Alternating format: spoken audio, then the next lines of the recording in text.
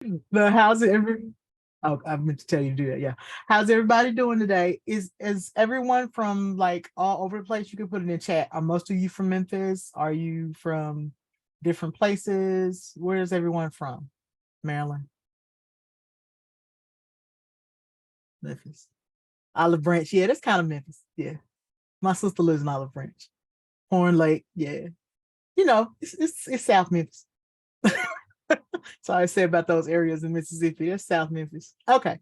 Well, I am originally from Memphis. I wore my Memphis law shirt today. This thing is old now that I think about it, because I got it when I was actually in law school. Yeah, this thing is probably at this point, what's this, 2023? So this shirt is 17 years old. So my name is Katrina. Katrina Tucker. Like you said, I'm originally from Memphis. I now live in Atlanta. This is my third career. First, I was an attorney, and I used to work with a lot of decedents estates and sort of high net worth individuals who were trying to create trust and things like that for their families. And then 2008 happened. Everybody looks pretty young, but you all might not remember. But in 2008, the economy went to crap again, kind of like it just did, right? People were losing their 401ks, like everything was bad. And so the type of people that, because I worked for a smaller sort of boutique firm, the type of clients we had were simply drying up, because if you have a third of your 401k gone, you could care less about a trust, right? You're not worried about, at most you may want a will and a power of attorney for healthcare, but sort of the bigger things we did were drying up. And so I couldn't, they were just like, kind of got to let you go. I understood, like, it's just kind of how it goes. And now what made it worse is, if you're from Memphis, you all remember Armstrong Allen was a huge law firm that used to be in Memphis, and it went under. It was one of the firms that was in one of the hedge funds. They were owned by a hedge fund, and they went under. And so I was competing with a lot of attorneys who had much more experience than me, who were willing to take a pay cut. So I wasn't able to find anything, because Memphis is sort of like a big small town. And after a while, my mom said to me, because I worked at the Internal Revenue Service in undergrad to help provide books and things like that. And she said, why don't you just go back? You'll have a job. Yeah, yeah, absolutely. You'll have a job, you'll have health insurance until you figure out what you want to do. And I said, okay. And so I went back, and I was like on the phones, like, and let me tell you something. No one will talk to more people and different types of people than an IRS person on the phones. So you learn communication skills, you learn all types of things. But once they found out that I had a law degree, then it became, oh, you can do this, you can do this, do that. And so I moved around a lot at the IRS. I was on different task force teams for a while. I did tax analysis, tax law analyst, and then I was like a management and program analyst. I moved around all the time. And so eventually, though, I was just kind of like, all right, what do I want to do? So what was supposed to be, rather, a stopgap measure basically became like a 12-year career. And I would be in a lot of those task force meetings and things like that, because when the government wants to implement something new, they have like these task force, right? Which is basically, they bring people from all of these different departments to give insight. And because I had a legal degree, and because I had worked there before undergrad, I knew how everything worked, literally from the time we open an envelope all the way to the end. So they would bring me in to, give advice and tell them about certain things. And I realized when I was in those meetings, I could always tell them why something would not work, but I couldn't tell them what to do instead. And I realized that I had sort of a skill gap, right? So if I'm telling them, for instance, one time they wanted to implement, we have a lot of identity theft in America, like it's really bad, right? And for tax returns, it's even worse. So we were trying to come up with some type of system where we could flag what returns that looked off, and then have people sort of call in and verify that it's their return. Now, who has tried to call the IRS for anything?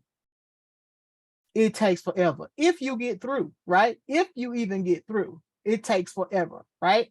So they were like, well, people can call. And I was like, well, what if they can't get through? Right. And they were like, well, they can go to a local office. And I sat there and I was like, what? And they were like, they can, the engineer was like, they could just go to a local office. We can set them up with an appointment. Right. Now, I had just left the task force where we had reorganized all of the local offices in the country. So I asked him, I said, do you know how many offices are in Montana? And he said, no. And I said, one. One. Because the offices are based on population, not landmass, right? So it was one office in Billings, Montana. So if you don't live in Billings, who's driving 500 miles to say this is my return, right? Nobody. So I was telling him that, but I realized I didn't know what to tell him to do instead. But I was just like, that's not gonna work. Like, I don't know what to tell you, but that's not gonna work. And I was like, hey, you got a problem. You got to be able to help people come up with decisions. And so I said, well, I need a little bit of tech knowledge. So I didn't know what I wanted to do at first. At first, I thought I might be like a business analyst or data analyst. But then I realized I was sort of trying to take the easy way out because it was a lot like what I already did. And then a friend of mine said, you should be a software engineer. And of course, I had the stereotypical incorrect thoughts of somebody coding in the dark in the basement. And I was like, that's really not my personality. And they were like, no, it's not like that. It's collaborative, blah, blah, blah. And I was like, eh. And I kind of listened, but I didn't really pay a lot of, like, I didn't take it to heart. And then, but I did start sort of going on things like free code camp, things like that, just to sort of get some, I'll answer that, just to sort of get some information and figure out, like, because I had coded before, like as a kid, all the way when I was like, I'm gonna age myself. When I was like 12 and 13, I learned basic 1 and 2, literally basic 1 and 2. And then after that, I learned Pascal I think it's called Pascal. Yeah, Pascal in high school. So I wasn't completely unfamiliar with it. But I said, okay, well, I'll just go on free code camp, see if, like how much I can learn, how much I can sort of teach myself. And I realized because I was still working full time, I needed some structure. So I looked into some boot camps. Georgia Tech had a really good one, but it was $10,000. Was no way in the world I was paying that. And so then I was on Twitter and I saw something called 100 Devs. Now, I'm not sure if how many people are familiar with 100 Devs, but it is a free sort of coding boot camp by a guy named Leon. Who's shout out to Leon, and it's like 30 weeks long. It's full stack. You learn front and back end, right? First of all, I wanted to make sure it was free for real because that sounded like a scam, right? Like, who's going to teach you to code for free for 30 weeks, give you resume help, job search help, interview help? Who's doing that for free? And so what happened was people who had finished it before were like, no, like it's legit. Like I have a job, like I got a job from it. So I said, well, and I'll shorten, I can be long with it. And so I said, yeah, so I can say, so I said, hey, I'll just try it and see, right? It's free for real. So it won't cost me anything but time. So I started, and at first I was like, okay, this is, all right, we're doing HTML, CSS, okay, floats suck, okay, he taught us the old school way because he always said you're going to end up with legacy code and you're going to have to know how to get out of it, right? So he taught us floats, which was absolutely horrible. And then after, when we learned Flexbox, we were so upset. We were like, you could have told us this the whole time. And he was like, I promise you, you're going to get a job with some old code and it's going to have floats and stuff in it. And they're going to try to tell you, you need to update it. So that's why I taught you all that way. And so about week 6 or so, like when we first started into JavaScript, we were talking about different solutions and different methods and things like that. And I realized what I could have told that engineer back when we were doing the identity theft is when a person puts in their zip code, if it's beyond 100-mile radius, then we need to trigger it for them to mail in their verification. But I wouldn't have known how to do that before, right? I wouldn't have known that. But in class, I was like, oh, I could have told him that, right? And so then I realized, oh, okay. this is what I need to know. So for the person who asked me why software engineering, when I realized, hey, Linda, when I realized, oh, I can actually create solutions from this to problems that I understand, is when I decided to go sort of full speed ahead. Before that, it was sort of exploratory. Let's just see, because when someone says go into tech, like, what does that mean? Tech is huge, right? And so once I sort of got that answer in the middle of class, it's like, oh man, I could have told him blah, blah. I was like, oh wait, this is it. Okay, I can actually solve real problems with it. Because yes, you can build websites and all of that type of thing, but for me, it was more about a way to help the business solve problems, because all of it is, coding is just the tools we use to solve business problems. And most of the time, business problems are people problems. And so for me, it was not just about coding for the sake of coding. It was the ability to actually solve business problems. So I sort of had to talk to my family, because I was like, this is going to be a big time commitment. And this is what I want to do. This is what I want to do next. How do we feel about it? And everybody, my family was super supportive. And we came up with sort of like a schedule, because I do have a son. He just turned 8. And so I didn't want to get so wrapped up in it, because I love to learn, and I can like lose myself in something. And so I made myself sort of a schedule. Okay, so Wednesday night is my night for dinner and bath time. It's just us. Saturday night, we would watch a basketball game or go play basketball outside. Like, we would do things together. And I had to literally schedule that, because if you don't, if you're like me, if it's not on my calendar, it doesn't exist, right? So I had to literally schedule everything. And so I made a schedule. I had to change the schedule a few times, right? So for me, classes were on Tuesdays and Thursdays, and office hours were on Sundays. So on Tuesdays and Thursdays, I never studied more than an hour at the absolute most. And it was because I was still working. So I would work from 6 a.m. to 2:30, and then basically take a nap and then go to class, because class was from 6:30 to 9:30. So by the end of class, I've been up for 17 hours. So if I wanted to have any type of like comprehension power, I couldn't study very much on those days.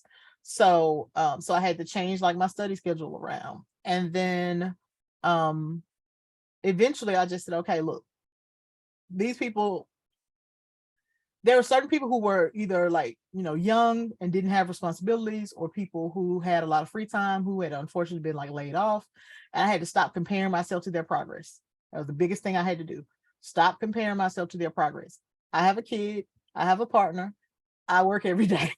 I don't have the same amount of time as them. And so when I told myself, okay, you're not going to necessarily finish in 30 weeks, you're going to finish when you finish, it made it much easier for me. And so then what I did is, everyone has sort of like their non-negotiables. Yeah, catch up crew, right? Everyone sort of has their non-negotiables. Some people say, I'm going to do a code wars every day, no matter what. Or I'm going to reach out to an engineer every day, no matter what, whatever it was. For me, I never missed class unless I absolutely had to. Because even if I hadn't done the homework or hadn't read the assignment beforehand, because I learned very well by listening, even if I just sat in class and listened, when I went back to do the assignments, it wasn't unfamiliar to me anymore. So I would go to class, like I literally was on vacation in Hawaii, and I woke up, it was like class was at the time difference on Sunday, it was like 1 o'clock. So it was like 7 in the morning. and I was there, right? Because I know how I am. If I stopped paying attention and stopped listening, I would stop altogether. So because life, life be lifing, as they say. And so I knew that if I didn't go to class and I stopped paying attention, everything would sort of fall apart. So I would go, I would listen, and then I would say, okay, you need to go back and do that assignment that he talked about, because you listened, but you don't really know. So you need to go back. So that was sort of the way I went about it. And the second thing I did, which I think helped me a lot, is 100 Days started in January. I started quote unquote networking in February. I didn't know anything. I didn't know anyone.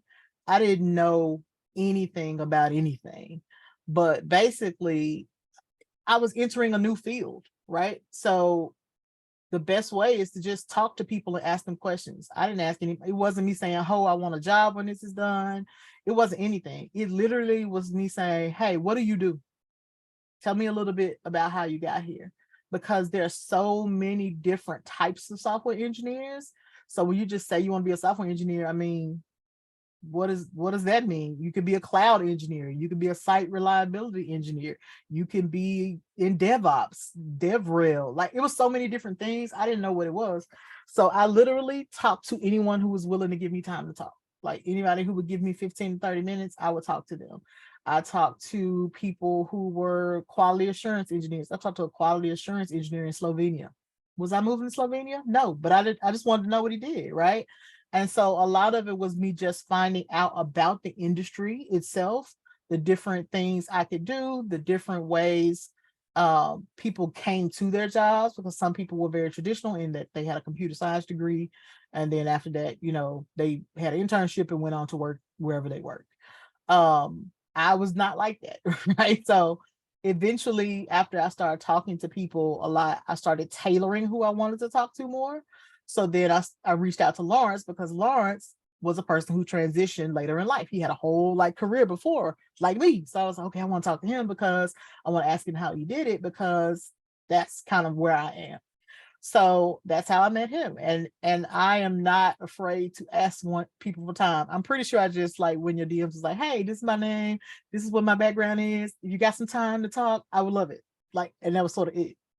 And so one of the biggest surprises for me was how helpful Twitter was. Like, they want to talk to people. They're very helpful. They want to talk to you. Not, I wasn't that bad, but yeah. So I talk to anybody and everybody, and then after a while, what happens is they tell you, you know what, you should talk to this person. So when I talked to Lawrence, he said you should talk to James, right? He said you should talk to James Quick.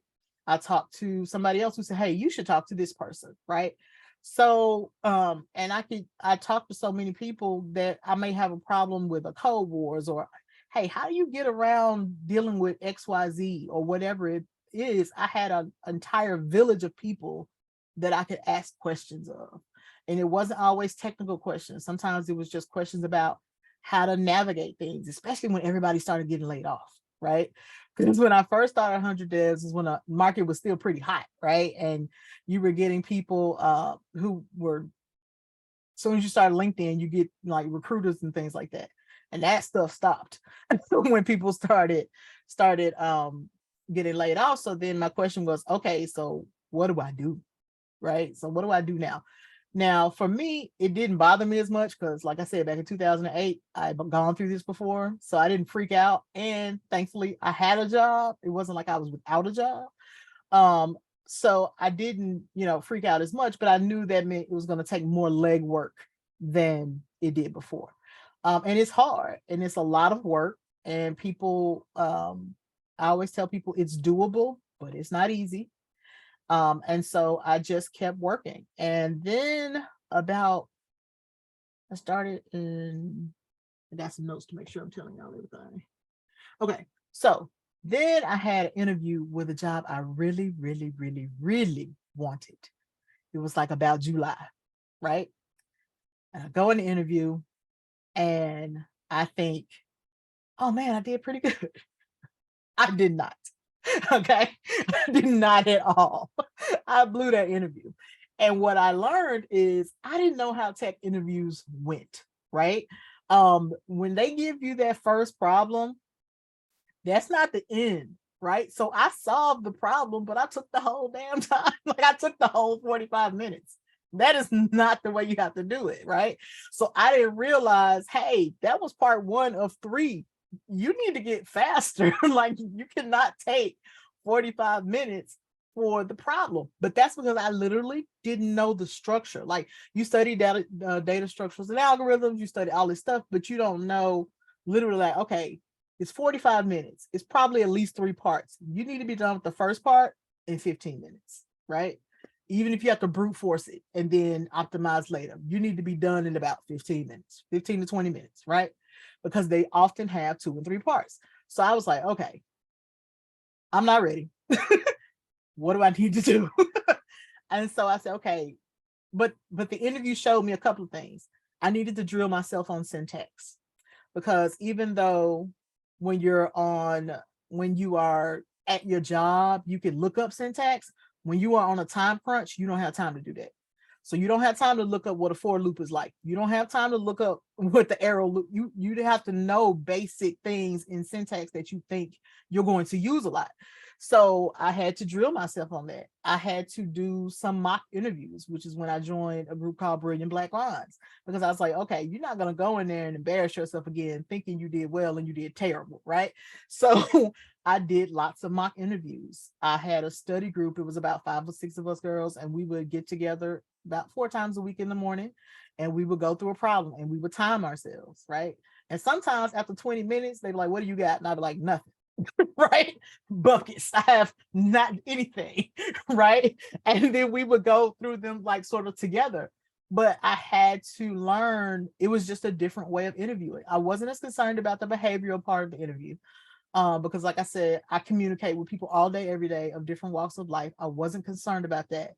But that technical stuff was kicking my butt. And so I just really had to say, okay, there's no way around it but through. So you have to learn it. You have to, and I know a lot of people say whiteboarding interviews are dumb. I agree. But if that's what you have to do, that's what you have to do. Don't make perfect the enemy of good, right? So just because we don't like them, and I honestly, I also don't think they measure very well what you're gonna do. But if that's what the game is, sometimes you just have to play it. So I learned the DSA, I went through all of that. And then when I finally thought I was in a place where I felt better about it, I started sort of applying. And I sort of let my people know, hey, I'm thinking about starting to apply. If you see anything, let me know. Like for instance, I saw a job at FedEx. Hey, Lawrence, you see this? You know anybody who about this? Like you just, and then so because I started networking so early, I wasn't stranger danger to these people, right? Because so often people will wait to network. And I said this at Render, and I'll say it again. If you take nothing else from what I say today, do not wait until you need a job to start networking. Because 1, you look desperate, and 2, they don't know you, right?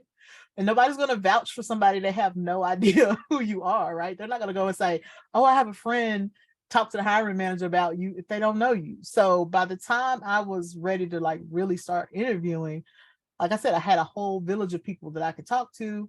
Or if I didn't know, Angie Jones is one of my mentors. And so sometimes I would say, hey, I don't know anybody at X company. Do you? And she would say, sometimes she would say no, sometimes she said, oh, wait, I do. Let me hook you up with this person, right? And I would talk to them about a job I may have seen. And so I was doing that with whatever jobs I thought I may be qualified for, because they also had got completely ridiculous with the quote unquote junior requirements, right? So it wasn't, I was getting bites here and there, but because so many people were like on hiring freezes and things like that, it wasn't moving fast enough. So I doubled down on, and this will bring it full circle, on my domain knowledge, right? So I started only applying to legal companies, financial companies, and tax companies. That's it. That's it, right? Because I know the context of everything they're trying to do. I know the business problems. So even if I don't know the stack, which the job I have, I didn't know the stack at all, right? Even if I didn't know the tech stack, I knew the problems. I knew what they were trying to fix. I knew what they were trying to solve. And so I doubled down on any, like if it was a legal company, a tax company, and then I sort of told my network that, and they would send me jobs. Hey, I saw this job on, what is it? Angel List is what, Wells Found now or something like that? But it used to be Angel List, and it was like a startup for a legal company. Like anything that they saw in that vein, people would send me, right? Oh Lord, 42K a year. No, I'll tell y'all my salary at the end. It is not that. And so I just sort of double down. And then they have, I'm the type of person who will show up. You know how they say half of life is just showing up? If it was a virtual conference, essentially they said Black woman or gay, I went. I didn't care. Like, it could be virtual. If it was in person by me, I showed up. And what I always did is they'll tell you the companies that are going to be there and be in those like little expo booths or whatever. I would research the companies I wanted to talk to. I would look at their values. I would look at certain things about them. And I would go into those booths armed with knowledge about that company. So the questions I was asking was not just the boilerplate, like, oh, do you hire people from boot camps? Kind of questions that everyone asks, which is a good question to ask, but it doesn't separate you from anyone else, right? So the company that I eventually worked for, which is KPMG, is one of the big four accounting firms. So when I saw, I didn't even know who they were. All I knew was like, because another thing about accounting firms, they always merging and breaking up and they don't have the same names. So I didn't realize they were one of the big four. So I looked it up, I said, oh, and I looked it up and they had like law, okay, consulting, okay. And then I saw that they had what's called a tax technology team. I was like, that's perfect. That's where I need to be. So I went to the virtual conference. I think it was Girls Who Code. Yeah, Girls Who Code. And went to the booth. One of the people was like a sort of higher up hiring manager. Now, because recruiters are great, but recruiters are there sort of to like, what I found at least, to sort of amass lots of resumes and information to sort of make themselves a roster. If I could go past them, I did, right? So it was actually a person who was like a managing director over the tax technology team. So I DM'd her because in that particular thing you could DM, and I said, hey, I'm Katrina Tucker. I am a software engineer. I have a background in, tax law and finance. Would love to talk to you. Think I would be a really good fit. Do you mind if I send you my resume? And she said, sure. Sent her my resume. That was a Thursday. Monday, the next Monday, I just sort of followed up. Nothing too high pressure. Just, hey, it was great talking to you. Thank you so much for answering my questions and taking a look at my resume. Hopefully we can talk soon. She emailed me back immediately and said, I gave it to the lead recruiter. Someone should be contacting you. He called me the next day, right? So called me the next day. He was like, okay, we're going to have the interview. The interview was with the same lady I gave my resume to. Same person I gave my resume to, right? So that was the first interview. Now, y'all, I was sick as a dog at this interview. I had taken my doctor had changed my medicine and it made me sick. When I say sick, I was in bed. That interview was on a Thursday. I was in bed the entire week. I got just enough energy to prep for that interview, take a shower, look like I was alive, do the 45 minutes, and literally right after that, I got back into bed. Like, that's how sick I was. So we're doing an interview, and because I don't feel well, I get a little fuzzy about things on the back end, and I'm kind of trying to explain it, but it still overall went well, right? So because at the end, she says to me, you have such a great personality, right? Now I thought that was one of those, oh, you have such a great personality, I don't want to date you. Like I told Lawrence that, how people say that, you have a face for radio, right? Like I thought it was kind of one of those deals. And so I was like, well, we'll see. My partner said, how did it go? I said, I didn't hurl and I'm going back to sleep. Like, that's literally what I said. And so yeah, bless my look, that's how I felt. I was so like, yeah. So then maybe a few days later, I get an email from a recruiter. He said they actually want to move you on. And at this point, I'm thinking, okay, it's the technical round. He was like, it's the final round. I was like, what? He said, yeah, I double checked too. The final round. I said, okay. So thankfully, they tell you when you get the like sort of interview, meet Evite or whatever, they had the name of the person you're interviewing with. And it was the principal of the entire digital tax division. So I was like, oh, wow. Okay.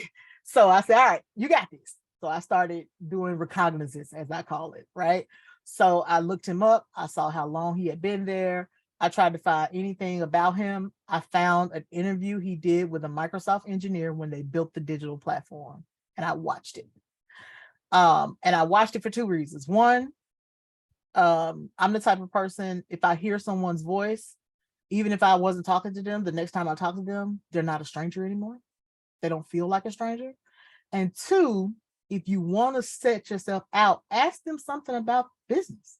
So I asked him something about that interview, right?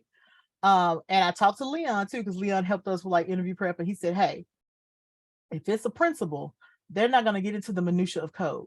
They're going to ask you system design questions, right? Yep, on the hunt. And he said, so I would study system design. So ironically, Free Code Camp, maybe 3 or 4 weeks before this, had just published like an hour-long thing about system design. So I watched it, I took notes, I had flashcards, I had, things like that. And I had prepped my little back end that I had messed up so bad just in case he asked me about it. And so I did the interview. He was super nice. We went through things. He asked me very system design type questions. It wasn't a lot of like, it wasn't DSA at all. It wasn't anything like minutia. Because the interview before that, she didn't do it either. She just sort of asked me to talk her through one of my projects on my portfolio. So yeah, but it'll be on there. Whoever said they missed it, I looked at it earlier. It'll be there. You can look at it as soon as you leave. And so he asked me system design questions. He asked me about he said, I'm just going to ask you sort of like how the internet works, like just very like big picture sort of questions. And so we go through all of that, and then I asked him a question about the interview that he had done with the Microsoft engineer. He literally went, oh no, you saw that? And then I was like, oh, okay, so we're talking now. Like if you're willing like to go that far, we're talking. So we were talking about that. And then one question I always ask, and I asked him this too, I said, what is your most pressing business need? Why are you hiring for this position? Like, what is it that you need? And he said that he needed people who were full stack developers who could see the big picture. So once he told me that, I explained to him how I could help him do that. And then once we got done, I just thanked him for his time, and everything. And I said, and I always ask, when do you think you'll, notify me? He said, oh, you'll know something soon. And I knew I had him. So I got off the interview and I told my partner, and I never, ever say this. Most of the time I said, oh, this is good. It went pretty well. And I was like, I don't know if I'm getting an offer, but I killed that interview. So I'm happy. That's what I told her. I said, I don't know if I'm getting an offer, but I killed that interview. So I'm happy. And the next morning at 8:55 a.m., the recruiter called me. I was on my way to my other job and called me and said, they definitely want to bring you on. And the last person I interviewed with bumped me up to senior. So yeah, I'm looking at Linda's face. She's like, no, yeah, they bumped me up to senior. And I'm telling you, it's because I did all of that spy work, right? You got to do some spy work. Don't go in there like everyone else, Don't go in there like everyone else asking the same questions. They love to ask, we love curious engineers, blah, blah, blah, blah, blah. Be a curious engineer, okay? Find out about them. Like you can research, like, I'm doing an interview with this company. What's it like? You'll find Reddit and all kinds of stuff. People will tell you things. But you have to research as much as you can before you go in that interview, particularly when you get to the last one, because that interview is way more about fit than technical skills. So let's see. I think that's it. Any questions? You can unmute yourself. You can put yourself in chat. I talked way longer than I thought. Y'all hear me still? Am I audible? Yeah, so the featured speaker for the month of July is going to also be Katrina, because we're going to bring her back because I can't get enough. I don't know how y'all feel about this. This has been amazing, the energy, all of it. Thank you for all of that. Wow, that was even more than I expected. Yeah, I figured since you made me come on here, I said I'll give him a little extra, not TikTok sound bites. Put the on it. So here we go. Just keep things organized. I'm not big on hands, but because we have so many, let's go ahead and do hands, and I will recognize them in order best I can for any questions, or if you don't want to just say, girl, good job, whatever. But definitely questions, and we'll start with Tiffany. Hi, Katrina. Thank you for sharing your story. Hey, how are you doing? I was like, Tiffany, put your name. Okay, you said something different on it. Yeah, it's okay. I know you said you're going to change it. You're fine. How are you today? Doing good. How are you? I'm pretty good. So I had a couple of questions, but I'm gonna Sure. narrow it down. What were some transferable skills from law that you brought to tech that has really helped you? The ability to research a problem. So, for instance, and I wrote an article about this on Hashnote. One of the interviews I had before this one was actually with a medical device company. And because I had a legal background, I went and looked up all the what is it, USDA requirements they will have for medical devices. I looked up white papers to see what type of things they would have to send in. I looked Hashnode. And I'll send it. I think it's if you go to my Twitter profile, Lawrence, it's pinned at the top. And so I knew where to go find information. So when I was in the interview with them, I wasn't asking sort of just questions about the process or questions about coding per se. I talked to them about how long it would take to get approval for certain parts of the device. I asked them, I told them, do you have issues with delays? Because the government is already slow for issuing things. If you mess up one little thing, then you start back over. So we talked about all those types of things. We talked about user experience. I talked to them about HIPAA laws and how they were going to plan on storing the information in the databases because of things like that. So because I have a legal background, the way I research things about companies is a little different. I look for the business problems. The code is just a tool. I look for the business problems. I want to see what the problem is. And then that will help inform me what I can do or what, engineers do with the code to help solve the problem. I generally don't ask sort of coding questions. I mean, that definitely sounds like a huge strength, right? To Yeah. know how to research the business problem. I never Yeah. really thought of it that way. So thank you for that, Sharon. I only have one other question. Considering how this career requires continuous learning, how do you fit that into your schedule? Because you mentioned that if it's not in your schedule, you don't do it. So how do you fit that into your A schedule couple of now? ways. Now, when you first get your job, depending on what they hired you for, my job knew I didn't know Stack, right? They knew that from the beginning. So I started on studying some of it before I got there. I went on Pluralsight. I went on YouTube University, which is my favorite. I went to anything I can find. I had to, they do Angular and C#. So I went to those places and read the documentation. A lot of times it tells you how to start the, app and goes through different things, different parts of creating the app and things like that. And then when I got to my job, they are big on learning. So they have all of these things that you can study. And they have pathways, right? I'm on the AI team. And so they have a pathway to teach you about artificial intelligence, machine learning, and things like that. So you can learn that. And what I would do is, depending on like that first couple of weeks, I was so tired because I used my brain way more than I normally did. Because my old job, you can do that stuff after you've done something for 10 years. It's not that difficult.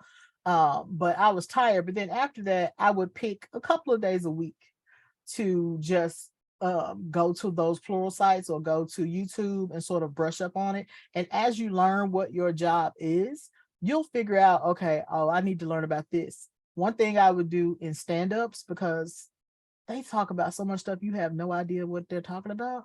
I would write down terms of things that they said and go and look them up later. And if I still didn't understand it, I would ask them about them, right? They were talking about hot fixes and user provisions and all kinds of stuff. And I was like, first I thought they were saying hard fixes. I didn't even realize they were saying hot for a long time. So I was looking up the wrong things. And so you just have to make yourself sort of be a student. And in the beginning, they'll give you smaller tasks. And so you'll have more time to learn. And then, just ask questions. And I had a problem with being worried about asking the dumb question. Ask it anyway. Yeah. It's definitely a great suggestion. I just kind of wanted to close with one thing that is a huge takeaway from me or for me. I really like the part where you said if you're familiar with someone's voice, they don't feel like a stranger anymore. Yeah. that's something that I'll be doing also. So Yeah, thank you see for if that. you can find, see if you can find a blog post or interview, anything. Because he was so high up, I knew I would find a video somewhere. Somewhere. Once they get to be directors and partners and things like that, they've talked to somebody somewhere online, and you can usually find it. Yeah. Good stuff. Nika, I see your hand. Go ahead. Hi, Katrina. Thank you so much for being here. Hey, how I'm you learning doing? so much. I'm good. How are you today? I'm pretty good. So having piggybacking off of what Tiffany was saying, something that I've wondered is going to be something worth it for me to do is, do you recommend that we're doing kind of like YouTube videos and social media? I hear a lot of people talking about branding so that people kind of get to know you a little bit more. Do you think that really works to help people You, know kind of what you're? Yeah, I'm going to tell you why I Lawrence see. is doing this. All Oh right. no, So I'm going to I'm tell you just why. curious. Because our conversation, the talk we did at Render was Mhm. about influencers and branding and putting yourself out there. And I literally asked them, why do you want me to talk about that? Right? I was like, why do you want me to talk about that? I don't go out of my way to do that at all. Right? I think, like I said, because I just tend to show up places, right? People started to know me because I started sort of talking and learning from people super early. I think if you want to, if it depends on what you want to do, right? Some people are very much, I'm better in places like this. I like talking to people one-on-one. I'm not sort of a content creator in that regard. I wrote a couple of articles on Hashnote, but it wasn't anything where I was like, oh, I want to get my name out there. I was just like, oh, you know what, this is interesting. I'll write something about it, kind of thing. But some people, that's really their niche. But I tell people, if you're going to do that, do what's comfortable for you. Because if you're trying to do something because you think it's a formula that's going to work, it will not work. You will show, like, it has to be authentic. I don't do YouTube because I would be like, that doesn't work with me. I'm a much more one-on-one in person. I like to write, so I write blogs every now and then. But you know, I would tell you, whatever you decide to do to sort of get your name out there, however you want to go about doing it, make sure you do it in a way that is authentic to you, because you'll be better at it. Like, I don't have a TikTok. I mean, I have a TikTok, but it's like a personal one to watch other people. Like, I don't have that. I don't have, I have a YouTube, but again, it's to watch. It's like just a YouTube account. And so it just sort of depends on what you want to do. I personally don't have any desire to, I won't say be famous, but be known in that way. But I also recognize, as Lawrence and other people keep telling me, that because there's so many people transitioning, people want to hear from people who have also done that. And so I'm more willing to do things like panels and things like this that I might not have before. But it just really depends on your type of personality and what you want to do. Like I said, for me, because I am older and because I transitioned and this is my third career, that's sort of my niche. I sort of talk to people who are like that. I don't think I have a whole lot to offer someone who like has a straight up computer science degree and who's trying to go for a junior role. It just depends on that person. Like for me, one thing I always tell people that are transitioning, be very intentional about the language you use. For instance, I never let anyone call me a junior anything. Okay. I'm not a junior. I'm a professional with an additional skill. I've been working for 15 years. I'm not a junior. I'm a professional who now also knows how to code. Yeah, I right? appreciate that. Yeah. And so you have to position yourself in a way that feels authentic to you. Like, I'm good and grown with a kid, and I've been working for a long time. Like, I'm not a junior. I don't let people ask me how I broke into tech. I didn't break into anything. It's not locked to me, right? I transitioned into tech. I entered tech. I'm very intentional about language. And I always have been that way. But people always say break into tech. I was like, quit telling people that. You're not robbing. Like, you're telling yourself that you have to do something insurmountable to enter something that's locked to you. So I don't ever say break into tech. I always say transition into tech. Yeah, I do have LinkedIn, and I'll put it here. I think Lawrence is my friend already. He might do it for me while I'm talking, but thank you. But yeah, so I don't do junior, I don't do breaking into tech. I am a professional, and I also know how to do this, right? And so I'm very, like I said, for me, I'm very intentional about language. I'm very intentional about who I talk to and about what. And so I guess I'm sort of getting used to the thought of of talking to people more often, but it was a very, when they say we're going to do a thing about branding and influence, I was like, why am I going? Like, I literally was like, why am I going? Right. Lawrence has an awesome TikTok. He does spaces and all this kind of stuff. And I was just like, why do y'all want me to go? And because I'm sort of like the anti-brander, but yeah, I think it really just depends on what you want to do. If I think if you ultimately have goals of being like someone in developer relations and things like that, their job requires them to be a little more public.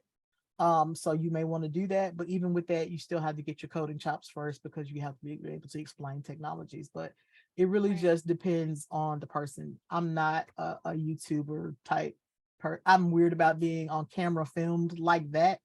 I don't know. It's just weird. And so I'm much more likely to do things like this or write a blog because, lawyers, we love to write. So, yeah. No, I appreciate that. Thank No you. problem. You're welcome.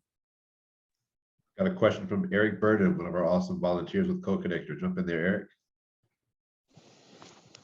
Hi, so I'm going to apologize if my sound is terrible. You look like you're in one of the blessed places outside with green trees and sunshine. Oh, yeah, it's great.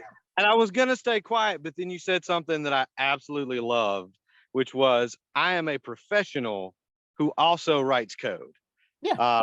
So I feel like I've been in that boat with you. I started out as a social worker. Went through business analysis and data analysis and consult now. And in my experience and in those fields, being able to do the business and have that technological add-on really hits different than it does if you're in like a tech company or a purely tech role. And I just wonder if you've experienced that and what you thought about it. I have. Like I said, when I stopped trying to apply to just any old tech company, and when I said, okay, what do I know about? Right? I got much more traction. My interviews went better. Everything made a lot more sense. Part of why I was saying people love to say I was just a blank, right? I hear people tell me all the time, well, I was just a bartender. Okay. Did you do inventory and stock about how to keep the alcohol in the back? Did you have to know when it was time to refill it? How many people did you talk to a day? Did you have regular customers that you remember things about them? It's a bunch of beer companies who probably have a website. Like it's so many things. If they have a website, they're a tech company. And so I have people who say, well, I don't care if you worked at McDonald's, they have an app. Uber Eats has an app, right? DoorDash has an app. They won't have to explain the concept of food service and delivery and things like that to you. If you used to deliver pizzas, I promise you, you will understand Uber Eats, right? In ways that other people won't. And so part of what I do is I said, stop saying you were just a blank, right? All of that experience can be helpful because we live in a digital age. So no matter what you did, pretty much, you can find some things to transfer over. And that's why I said, don't brand yourself. Juniors are people who are 21, who've never really worked. And, it's different. Like, yeah, healthcare, right? If you're a nurse or, you did anything in healthcare, all these healthcare companies have software engineers. They don't have to explain privacy laws and how they do medical records digitally and HIPAA and all of that kind of stuff to you. You already know that, right? So you'll get up to speed faster at the job because they don't have to explain context to you, right? It's not going to be a lot of, well, why do we have to do that? You already know why they have to do it. So it's going to be easier and you'll just be fine. You'll be better at figuring out how to do the coding to solve the problem rather than spending a lot of time understanding the problem. So just lean into what you already know. It'll set you apart because everybody and their mama want to be an engineer right now. So lean into the additional parts and it'll serve you greatly. And then once you've done that, then you can branch out however you want to, because all they're looking for is for you not to be risky.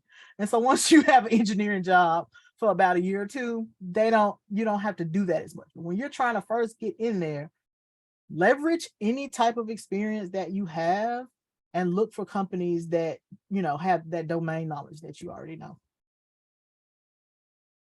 Awesome. Thank you so much for sharing tonight. You're welcome. No problem. I wish I was out there with you, Eric. That looks nice. Yeah. Too much wind, but it's okay. Why do I feel like he's about to come home with some game meat for his wife? I was like, he looked like he Honey. I was trying to see if there was a catfish pool behind him, but I think it was an actual like river. Wow, this is so fun. Any more? I don't see any more hands. That's unbelievable. Y'all don't be I talked a lot. friendliest. Text somebody you're gonna meet. If you can't talk to her, we need to talk. Nah, I talked a whole lot, but yeah. Great. Any more? Did you put I my have LinkedIn one. on there? Oh, I go did. ahead. Okay, go ahead. I have one. I'm trying to give my guest the first chance. Somebody said they don't know how to raise a hand, but they have Just one. turn on your mic, Jason. You're good. I see you, and I know you. So just go. Start talking. JT, yeah, look like. Just unmute yourself. You're good. Oh, there we go. All Oh. Hey right. guys, welcome room, Lawrence. Thanks for Hey. doing this, man. I appreciate you. And everything you said, amazing tonight. You were like so electrifying to listen to. So this was cool. I guess my question, because fellow 100 Dever here, Hey, how you kind of doing? reflecting on the process to get from where you were to where you are now. You see anything that maybe you would have like tweaked or maybe done differently? I would have started doing mock interviews earlier. I would have, There we because I go. didn't know what they were like. Like, people just say you need to learn your DSA, you need to learn your data structures and algorithms, you need to learn your patterns. Okay, that's all like the knowledge part of it, but the actual structure of it and how those questions are asked and things like that, I would have done that earlier. I think I would have had more success early on if I had known sort of what I was walking into, which is very unlike me because, like I said, I'm CIA. I research things to death. And so I would have started that earlier. I don't think I would have tried to accelerate my learning any faster because, like I said, I had a full-time job and a kid, and I wasn't really willing to like completely abandon my life for it. And so, but one thing I did do, which was about October or so, I had a bunch of leave at work. And so I took a couple of weeks off, like leave of absence, to really just drill myself on syntax and DSA and object-oriented programming. They ask a lot about object-oriented programming. I don't know if you all have talked about that some in your meetings, but I had to drill myself on that object-oriented programming because they ask about that a lot as well. But yeah, how long did it take me? I don't know if I have them down now. Like, I'll be honest, like honestly, so much of it is pattern recognition and being able to talk through the problem, asking questions, making sure that you understand what they're asking, because a lot of times you think and you are not, right? Right. So often, I had to sort of get more comfortable with it. Like I said, I don't even for me, my job doesn't do a lot of DSA. It's a lot of object-oriented programming though. So I'm glad I focused on that. But I think, like I said, for me, when I started being able to get through the first part of a problem in about 15 to 20 minutes is when I said, okay, I'm ready to start interviewing, right? And so once you sort of start timing yourself and when you're doing these problems, talk through them. Don't just do them and say, oh, I have the answer, because they're going to be asking you questions in between and things like that. But once I was able to sort of prep it out, answer it, and go through that first part of it in about 15 to 20 minutes, then I felt like I was ready to actually start interviewing. But I don't know if anyone besides maybe Anthony Mays and maybe Lawrence could say, oh, I have those DSA down, right? Big old notation, all that stuff. Anthony probably is the only person, but I once I felt like I was comfortable enough to get sort of like easy to medium questions in 15 to 20 minutes, then the first part of it at least, then thought I was ready for interviews. I wasn't worried about hard questions. That's not the job for me if they're gonna start asking me to go hard. I think Richard has a question. We got Richard, and then we'll go to the one that Nika asked in the chat, and we'll probably wrap it up there. Yeah. So Richard, I had fun. I'll come back. up? Go Awesome. ahead, Richard. Okay, well, first of all, thank you for doing this. I mean, so much knowledge being dropped here. But I want to ask you, because you're talking about, I also do 100 devs. Hmm. So, a disciple of Leon. Yeah. And, he's talked about something similar about how if you have, experience as like a waiter, you can, those transferable skills and Hmm. knowledge. But for various health reasons, my work history is kind of sparse. Hmm. So I don't think I really have anything I could use So- for that. I can't say like, oh, I've been doing this for so- 10 years or whatever. So Yeah. y- What why- I would tell you, Richard, is you need a kick-ass portfolio. And what you need on your portfolio is to fix real world problems. You don't need to do apps. You don't need sort of the things that everyone does. You need real world problems solved. Either something that you have trouble with, that you understand, or something that you can't stand and you want to fix, right? Remember Leon told us that? What I did, my big project was a fancy scheduling app, but it was based on quarterly taxes and when you needed to file them, when you what you needed to include. And then I had a React component that worked with it that created a sort of, it mimicked what is a Schedule C in the expenses. It mimics that so that you could add all of those things together. Something I know about. I could talk about that all day, right? It had like an email reminder, it had a text reminder, right? So then you can talk about the different packages you use in order to do that. But what you'll need to do is make sure two things, like I said, make sure you have a really good portfolio. And if you can, try to freelance so you can have some references, right? Have some references. If you can, I know you say you had health issues, but if you can get with some other engineers and build something together or do something like a hackathon, that will speak to your ability to work with other engineers as well. So what you have to do is sort of double down on all of those traditional things. You can find freelance work. Tell your family that you know how to build websites. I promise you somebody will say, oh, I need one. Right? Tell your family, post on Facebook.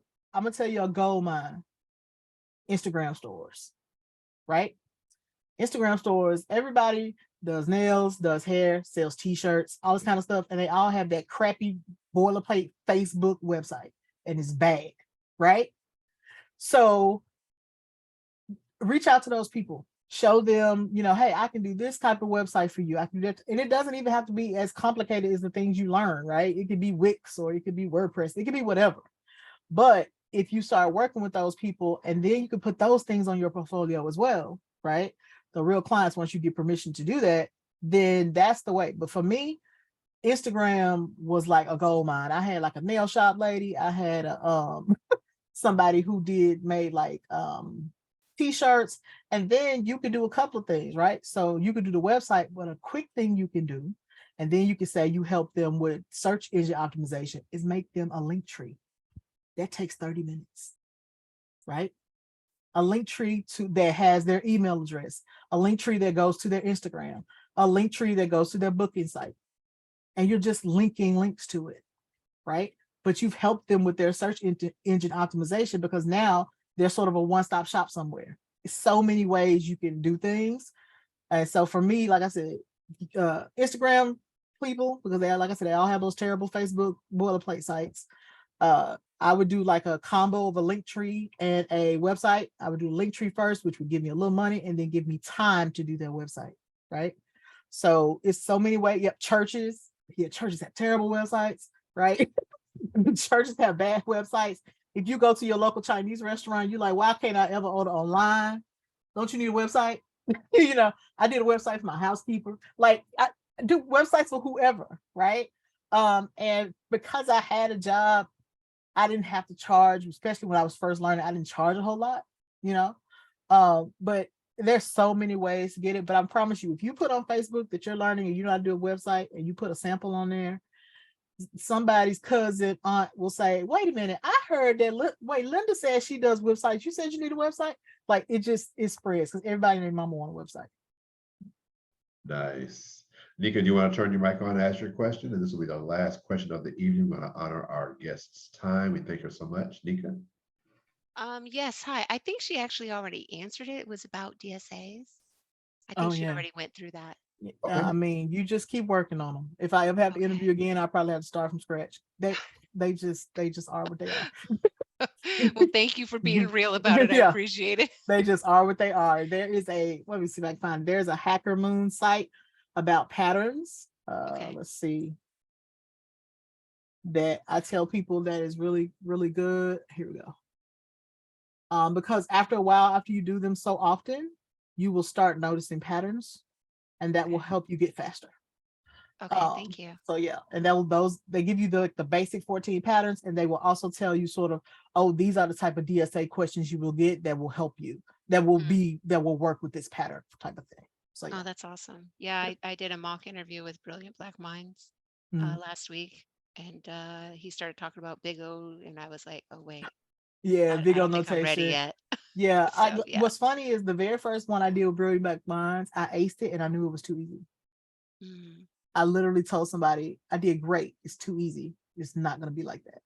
mm, And because they had given me they scale you up. So the first one is sort of like very junior, very easy. Then you keep going up. The very first one I did, I told my friend, I said, she said, how did it go? I said, it went great. It was too easy. It won't be that easy. And so I did another one. Okay.